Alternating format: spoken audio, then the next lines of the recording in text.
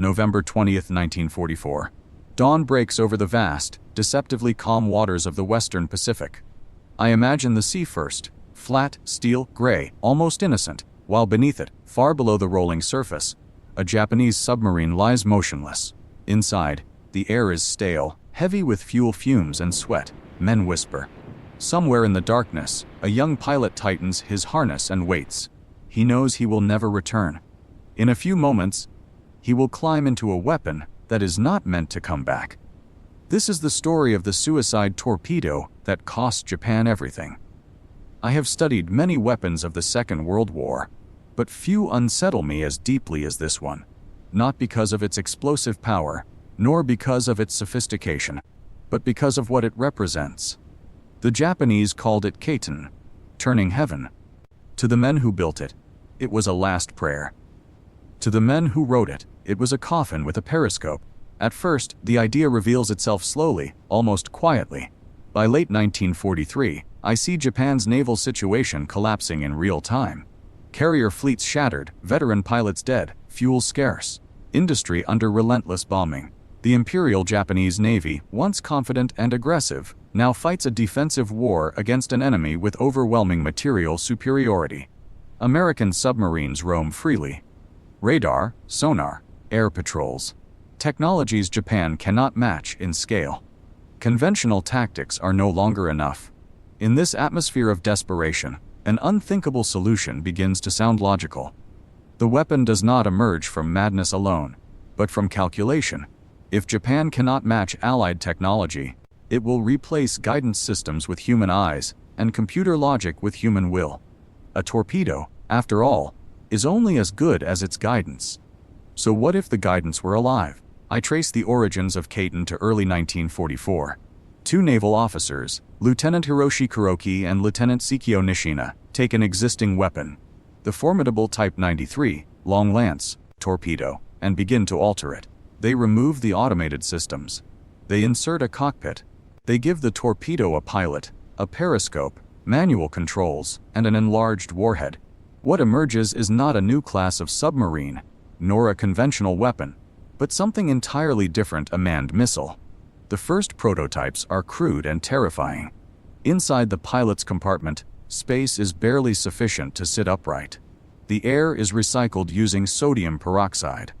Heat builds rapidly. Water leaks through seals never meant for such depths.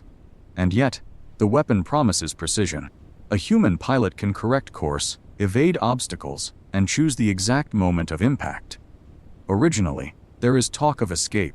Early designs even include a hatch that might allow a pilot to exit moments before impact. But this is fantasy. At attack speed, there is no time. No pilot ever escapes. Soon, the idea is abandoned altogether. Later, Kaiten cannot be unlocked from the inside. Once a man enters, fate is sealed. Training begins on the island of Tsushima. I picture young men, many barely out of their teens, learning to navigate underwater using nothing but a periscope and instruments. They practice circular runs, then faster attacks, threading narrow channels, skimming rocks, adjusting trim as oxygen burns away.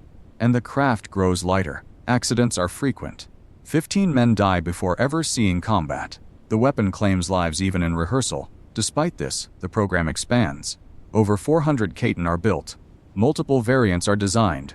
Types 1, 2, 4, and later Type 10. But only one truly matters. The Type 1.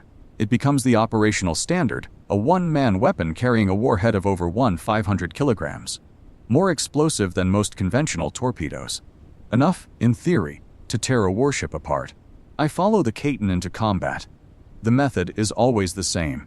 A submarine carries the weapon externally, lashed to its deck. This alone is dangerous. The added bulk limits diving depth, making the submarine easier to detect. To deploy a Kaiten, the submarine must approach within striking distance of an enemy anchorage, often shallow, heavily defended waters. Once a target is found, the ritual begins. The pilot is briefed. Air bottles are charged. The cockpit is ventilated. Final words are exchanged, formal, restrained, heavy with meaning. The pilot climbs inside through the lower hatch. The gyroscope is set. Bearings calculated. The hatch is sealed. The Kaiten drops away from the submarine and accelerates into darkness. On November 20, 1944, this process leads to the Kaiten's most famous success. At Ulithi Atoll, a vast American anchorage, the fleet iler USS Mississinewa lies at rest. One Kaiten strikes her hull. The explosion is catastrophic. Flames engulf the ship. 63 American sailors die. From the Japanese perspective, it is proof. Proof that the weapon works. Proof that sacrifice brings results. But I know how misleading first victories can be. As operations continue, the pattern becomes clear. Submarine after submarine is lost. Anti-submarine warfare is simply too effective. Sonar detects the carriers. Depth charges tear hulls apart. Of the submarines carrying Kaiten, 8 are sunk with all hands. Hundreds of men die without ever launching a weapon. Even when Kaiten are launched, success is rare. Mechanical failures plague the program. Engines flood. Gyroscopes malfunction. Water seeps into pilot compartments. Some Kaiten explode immediately after launch. Others wander off course, never to be seen again. Pilots, unable to find targets, often detonate themselves to avoid capture. By early 1945, the weapon's true cost becomes undeniable. For every Allied ship sunk, dozens, sometimes hundreds, of Japanese lives are lost. The kill ratio is appalling. Conventional torpedoes, fired anonymously from distance, have been far more effective. And yet, the program continues. I find the psychological dimension impossible to ignore. For American sailors, the idea of a human-guided torpedo is unsettling. Reports speak of paranoia, sonar contacts that might not be submarines, but something smaller, faster, closer. A weapon that thinks. A weapon that chooses. For the Japanese pilots, the burden is unimaginable. They write farewell letters. They leave hair clippings. Some carry ashes of fallen comrades. One pilot, Sekio Nishina himself, rides a Kaiten into battle carrying the remains of his co-designer, Hiroshi Kuroki, who had already died testing the weapon. In July 1945, the Kaiten achieved their final and most dramatic success. The destroyer escort USS Underhill is patrolling near the Philippines when sonar contacts appear. In the chaos that follows, Underhill rams what appears to be a surfaced threat. It is a Kaiten. Almost instantly, a second Kaiten strikes. The explosions tear the ship apart. 113 men die. This attack proves something chilling. Under perfect conditions, Kaiten can be devastating. But perfect conditions are rare. By this stage of the war, Japan is collapsing. Fuel shortages cripple training. Industrial capacity shrinks. New designs, like the electric Type 10 Kaiten intended for coastal defense, are rushed into production, but never completed in meaningful numbers. The war ends before they can be used. When I step back and compare Kaiten to other suicide weapons, the contrast is stark. Kamikaze aircraft, for all their horror, inflict far greater damage. They are cheaper, simpler, and harder to stop. Kaiten, by contrast, are complex, expensive, and tied to vulnerable submarines. And yet, Kaiten haunt history in a unique way. They represent the ultimate fusion of man and machine. No remote control, no automation. Just a human being guiding himself into annihilation. In total, only a handful of Allied ships are sunk. Fewer than 200 American sailors die as a result of Kaiten attacks. On the Japanese side, more than 1,000 lives are lost. Pilots, submarine crews, support personnel. Entire submarines vanish with all hands. When the war ends in August 1945, the Kaiten program ends with it. The remaining weapons are scrapped. Some are preserved in museums, cut open so visitors can see the cramped cockpit, the periscope, the place where a young man once sat waiting for the end.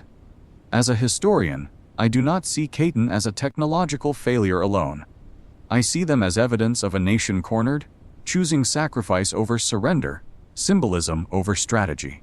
The weapon did not change the course of the war. It did not delay defeat. What it did was consume Japan's remaining trained sailors, its submarines, and its youth, in exchange for fleeting moments of destruction. The suicide torpedo did not turn heaven. It only deepened the tragedy. And when I imagine that calm Pacific morning in November 1944, I no longer see a weapon at all. I see a young man sealed inside steel, heading forward into darkness, carrying not just explosives, but the unbearable weight of a lost war.